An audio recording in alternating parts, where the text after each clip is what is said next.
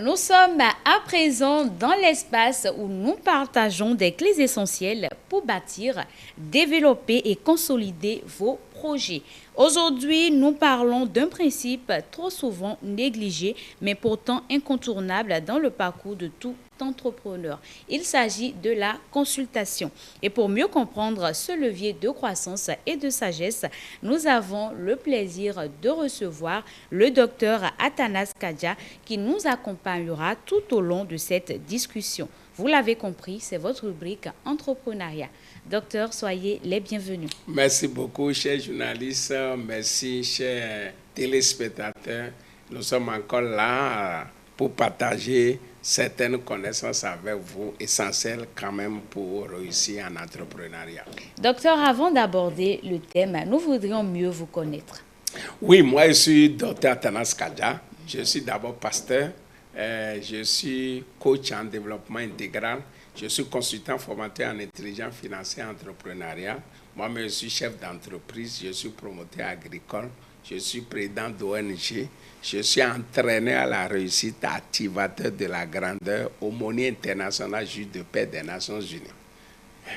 Docteur, après le learning attitude, l'édification, aujourd'hui on parle de la consultation. Oui, aujourd'hui on parle de la consultation. Et je vais lire un passage biblique dans Proverbes chapitre 15. Vous savez, Proverbes c'est l'homme le plus sage de tous les temps.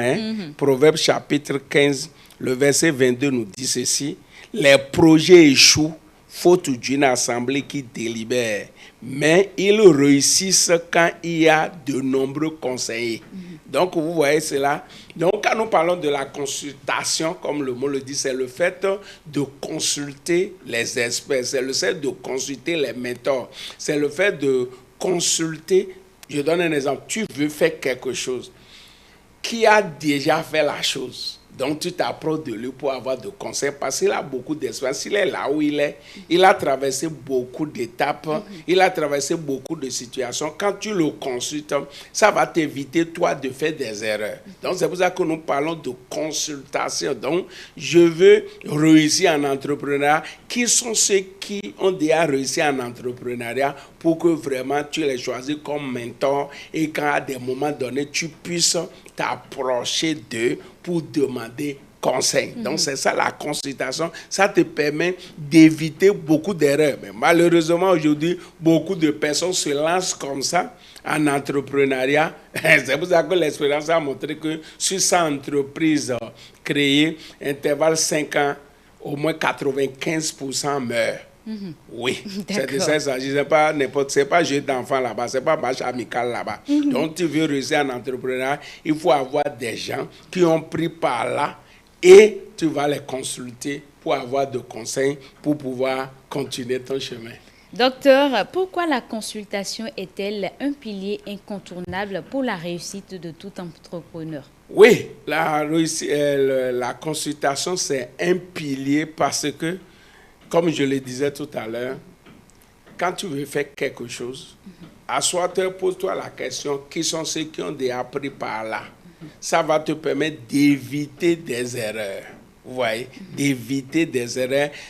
C'est important pour te permettre de prendre de bonnes décisions. Quand tu arrives à un niveau donné et tu es un peu confus, tu es un peu flou, tu as besoin d'un mentor, tu as besoin d'un conseiller pour t'orienter, pour te diriger. Donc, ça va te permettre d'éviter beaucoup d'erreurs et d'éviter beaucoup de gaspillage. Parce que des fois, quand on fait naufrage en matière d'entrepreneuriat, ça fait très mal.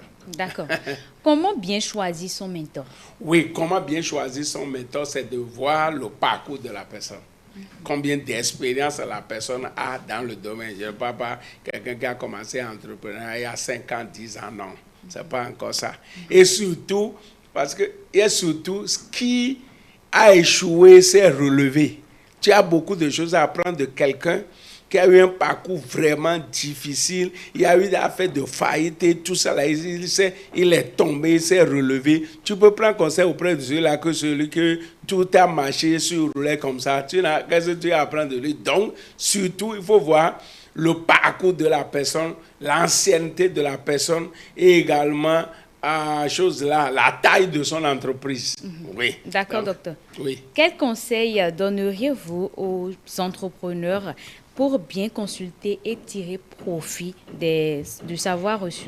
Donc, premièrement, le conseil que moi je vais leur donner, c'est que nous, on est disponible. J'étais là la fois passée avec Roméo Chouaké qui a la Motivateur Canada. Il a déjà 22 ans d'expérience en matière d'entrepreneuriat. Il est venu la fois passée, on est en train de former des gens dans une entreprise. Donc, si vous me consultez, on peut être votre mentor, on peut vous accompagner, on peut vous donner des conseils. Et maintenant, si vous-même, vous connaissez des gens, vous avez vu que vraiment ils ont eu un parcours, ils peuvent être vos conseils. Il y a aussi certaines personnes, ils sont loin, mais ils ont écrit.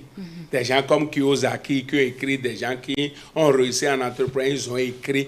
Il faut avoir leurs livres, ce qu'ils ont écrit pour apprendre d'eux. Donc voilà le conseil que donc, vous pouvez consulter.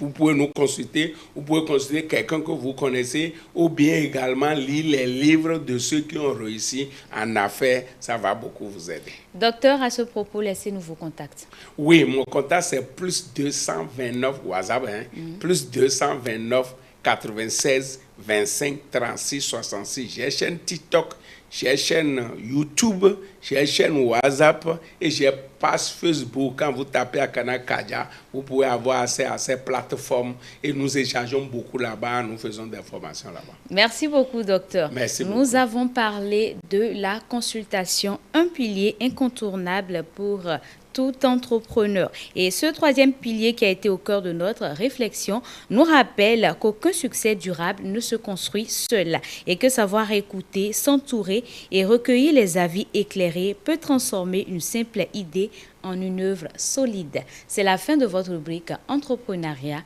On se retrouve juste après.